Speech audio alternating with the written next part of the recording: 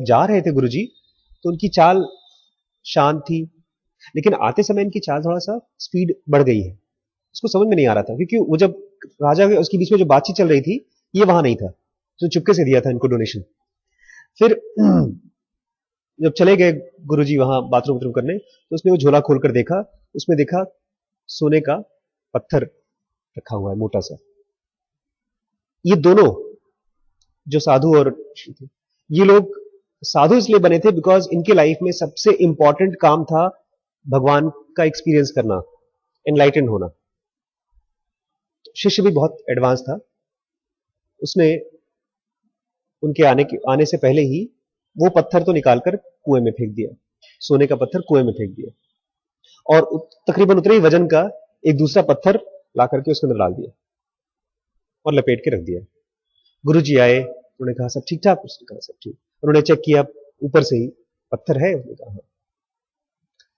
फिर आराम करके वो लोग निकल लिए, और स्पीड वैसी की वैसी थी गुरुजी की।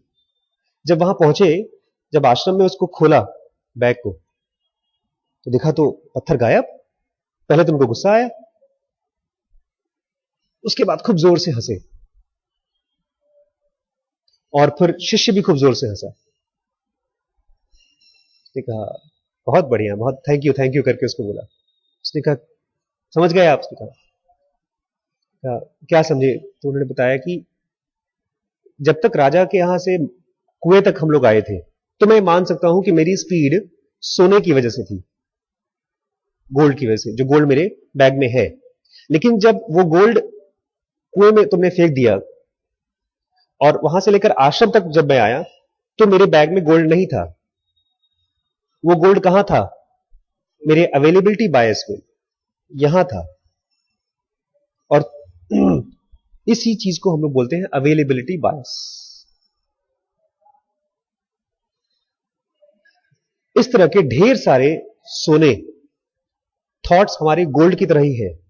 किस थॉट को हम कितनी बार दिन में बार बार लाते हैं, उसको रखते हैं, इसी पर डिपेंड करता है कि हम अपने कैरेक्टर के कितने स्ट्रांग होते हैं। कोई हमसे कहता है कि प्रॉमिस करो अगले एग्जाम में तुम खूब अच्छे नंबर लाओगे, उस प्रॉमिस का कोई मतलब नहीं बनता, क्योंकि अभी हमारे ब्रेन में उतने ढेर सारे मैथ्स के लिए पॉजिटिव थॉट्स और इमोशंस नहीं है। क्योंकि जब तक आपके मन में किसी भी सब्जेक्ट को पढ़ने के लिए या काम को करने के लिए ढेर सारे इमोशंस नहीं है, और वो भी पॉजिटिव, आप उस काम को कर ही नहीं सकते।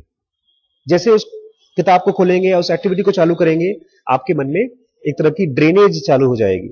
सेविंग्स बैंक अचानक से खट खट खट खट खट खट कम हो जाएगा। जैसे आजकल स्मार्टफोन हम लोग यूज करते हैं ना, ड्रेनेज मतलब होता है पानी का रिसाव। टंकी है, टंकी में छोटा सा एक होल कर दीजिए तो टपक गिरेगा। उसमें बड़ा सा होल हो, 10 मिनट के अंदर में आपकी 500 लीटर टंकी खाली हो जाएगी। तो वैसे तो कुछ नहीं, आप बहुत खुश हैं, आराम से सुबह से लेकर शाम तक चल रहे हैं, लेकिन शाम को आपने कोई ऐसी एक्टिविटी चालू कर दी जो आपका इमोशनल ड्रेनेज कर रहा है, खट करके आप पूरे उदास हो गए 2 ही मिनट में। इसी चीज को अपसेट हो गए, इसी को बोलेंगे आप अपसेट, लेकिन मैं इसको बोलता हूं ड्रेनेज, इमोशनल ड्रेनेज। इसको ठीक कैसे करें? इसके लिए अब पहले तो आपको मालूम पड़ना चाहिए कि ये 1 मिनट का काम नहीं है कि आपने चिप्पी लगा दी, क्योंकि अभी तो आपको पता भी नहीं कि कौन सी एक्टिविटी से आपके ब्रेन में ड्रेनेज होता है। टंकी में अगर पानी गिर रहा है तो मालूम है कि कहां से टपक रहा है, और टंकी के बजाय अगर किसी ट्यूब में पंक्चर है तो उस ट्यूब के पंक्चर को खोजना ज्यादा मुश्किल है। उसमें उसमें आपको पहले हवा भरना पड़ता है, नहीं टायर जो चाहे साइकिल का चाहे कार का, उसको फिर पानी में डालना पड़ता है, उसके बुलबुले निकल के आते हैं, उससे मालूम पड़ता है। तो उससे थोड़ा मुश्किल ये है, और इससे भी ज्यादा मुश्किल हमारे ब्रेन के ड्रेनेज को चेक करना है। और एक बड़ी खतरनाक चीज ये है कि जब हमारे ब्रेन में जब ड्रेनेज होता है, तब हमको मालूम नहीं पड़ता वो ड्रेनेज है, हमको लगता है वो तो हम ही हैं। जब मुझे गुस्सा आता है तो ये मुझे नहीं मालूम पड़ता कि मेरे ब्रेन का ड्रेनेज है, हमको ये लगता है कि इस बंदे ने मेरे साथ इतना गलत किया इसलिए मुझे गुस्सा आया।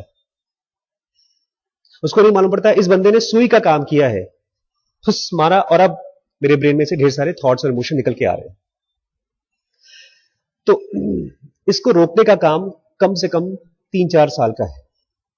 और यही चीज मुझे मालूम पड़ी थी आज से 7-8 साल पहले कि बुक्स जो है वो ब्रेन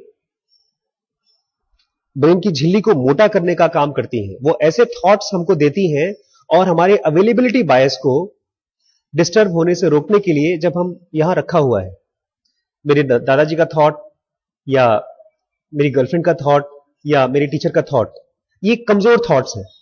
अब मैंने एक किताब खोली जो मुझे बहुत स्ट्रांग विचार दे रही है और उसको मैंने बार बार पढ़ा है, तो अचानक देखेंगे इस बुक्स के विचार से मेरा ये थॉट हट जाता है।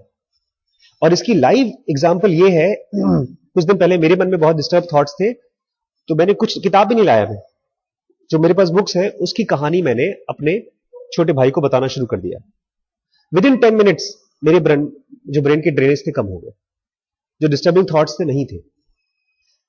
बनारस के काशी नरेश के बारे में कहा जाता है, अपेंडिक्स एक यहां पर ऑर्गन होता है, वो जब फट जाता है या तो उसमें पॉइजन हो जाता है, उसमें जब इंफेक्शन हो जाता है तो अपेंडिसाइटिस बोलते हैं। वो सबसे सीवियर पेन होता है। दो तरह के पेन पेट में सबसे खतरनाक होते हैं, एक पथरी का, गुर्दे की पथरी का, और दूसरा अपेंडिसाइटिस का। तो जब उनका ऑपरेशन हो रहा था तो ऐसे ऑपरेशन के लिए पेट काटना पड़ता है, तो नॉर्मली हम लोग एक एनेस्थीसिया देते हैं, बेहोशी की दवाई देते हैं, तो आदमी बेहोश हो जाता है और वो उसका ऑपरेशन कर दिया जाता है। काशी नरेश ने एनेस्थीसिया नहीं लिया। उनका भगवत गीता के साथ इतना ज्यादा इमोशनल अटैचमेंट था कि वो पढ़ते थे तो अपने ट्रांस में चले जाते थे। उनके ब्रेन में खाली कृष्ण और वो सबके थॉट्स आते थे, वो बॉडी भी भूल जाते थे। पूरा ऑपरेशन उन्होंने केवल किताब खोल करके भगवत गीता, कोई आदमी पढ़ रहा था, सुन रहे थे, आंख बंद करके, उनका ऑपरेशन हो गया, उनको पता भी नहीं चला। अभी वहां तक पहुंचने में टाइम लगेगा, लेकिन उससे बहुत पहले हम लोग अपने सेविंग्स बैंक के अकाउंट में इस बुक्स के जरिए, जो हमारे पास 5 बुक्स हैं और बल्कि और 3 बुक्स आने वाली हैं, हम ब्रेन में ऐसे इमोशंस और ऐसे थॉट्स डालेंगे जो आपके कंसंट्रेशन को और आपके कैरेक्टर को स्ट्रांग करती जाएगी।